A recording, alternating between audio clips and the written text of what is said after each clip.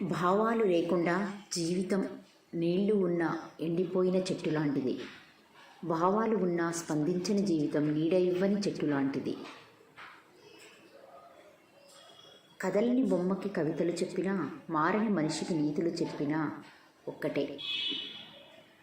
ఏం ఆలోచిస్తున్నానో తెలియదు, ఏం జరుగుతుందో తెలియదు, కానీ ఏదో తెలియని బాధ మనసు వెంటాడుతూనే ఉంది. భిక్ష డబ్బు అడగడమే కాదు, నచ్చని వారి దగ్గర సమయం, ప్రేమ అడగడం కూడా అడుక్కోవడమే అవుతుంది. సమయం అందరికీ అవకాశం ఇస్తుంది, అలా అని అన్ని విషయాల్లో సమయమే అవకాశం ఇస్తుందిలే అని మన ప్రయత్నం మానుకోకూడదు. సత్యం ఎప్పుడూ ఒంటరిగా ప్రయాణిస్తుంది, ఎందుకంటే ధైర్యం ఎక్కువ కాబట్టి. అబద్ధం ఎప్పుడు ఎన్నో అబద్ధాలతో ఉండాలనుకుంటుంది, ఎందుకంటే దానికి భయం చాలా ఎక్కువ కాబట్టి. మనకు విలువ ఎక్కడ దక్కుతుందని తెలిస్తే అక్కడికి వెళ్ళడం మానేయాలి. ఒకరి ఇల్లు అయినా సరే, మనసు అయినా సరే.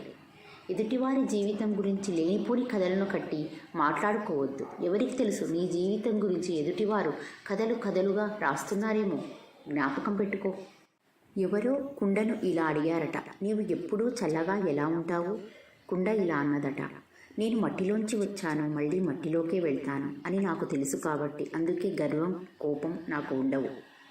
మోసం చేసే వాళ్లకు ఎన్నో దారులు ఉంటాయి, నీతిగా ఉండే వాళ్లకు ఒకటే దారి, అది కూడా ముళ్ళు రాళ్లతో నిండి ఉంటుంది.